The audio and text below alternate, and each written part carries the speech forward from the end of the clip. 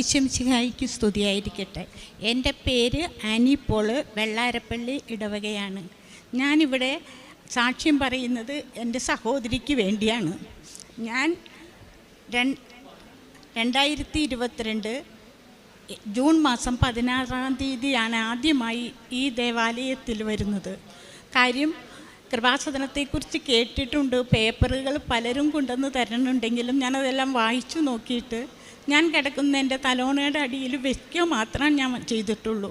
പക്ഷേ ജൂൺ മാസം ഞാൻ അറിയുന്നത് ചേച്ചിക്ക് വയറുവേദനയാണോ, വയറുവേദന പരിശോധനയിൽ ചേച്ചിക്ക് പാൻക്രിയാസിൻ്റെ അടുത്ത് ഒരു സിസ്റ്റം ഉണ്ടെന്നും അത് ക്യാൻസർ ആണോ എന്ന് സംശയമെന്നും വിദഗ്ധ പരിശോധനയ്ക്ക് വേണമെന്നും പറയുന്നു.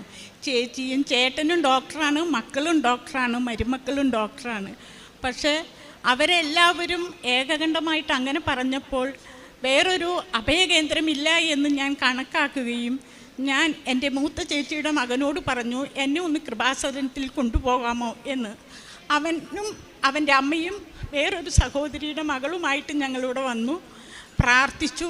ഞാൻ ഉടമ്പടി എടുത്തു. അകത്ത് കയറിയപ്പോൾ എൻ്റെ വിഷമം കണ്ട സിസ്റ്റർ പറഞ്ഞു, മോളെ അതെല്ലാം മാതാവ് എടുത്തു കളഞ്ഞിട്ടുണ്ട്, നീ വിഷമിക്കണ്ടായിട്ടോ എന്ന്.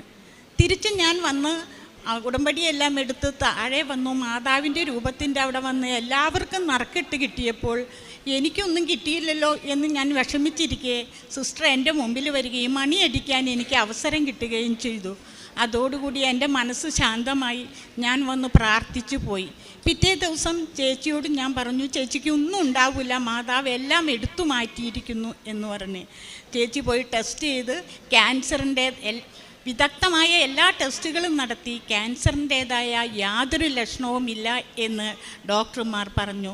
അതിനെ കൃതജ്ഞത അർപ്പിക്കുവാനും മാതാവിന് പുത്രനും 106 കോടി എനിക്ക് നൽകിയ അനുഗ്രഹത്തിന് നന്ദി പറയുവാനും താമസിച്ചതിൽ ഞാൻ ക്ഷമാപണം ചെയ്യുകയും എനിക്ക് ദൈവം തന്ന അനുഗ്രഹത്തിന് ഞാൻ നന്ദി രേഖപ്പെടുത്തുകയും ചെയ്യുന്നു.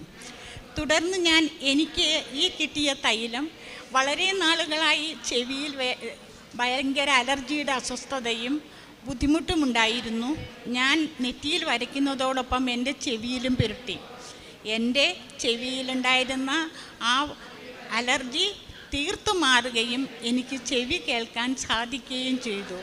മാതാവും പ്രിയപുത്രനും നൽകിയ കോടാനുകോടി അനുഗ്രഹങ്ങൾക്ക് ഞാൻ നന്ദി പറയുന്നു.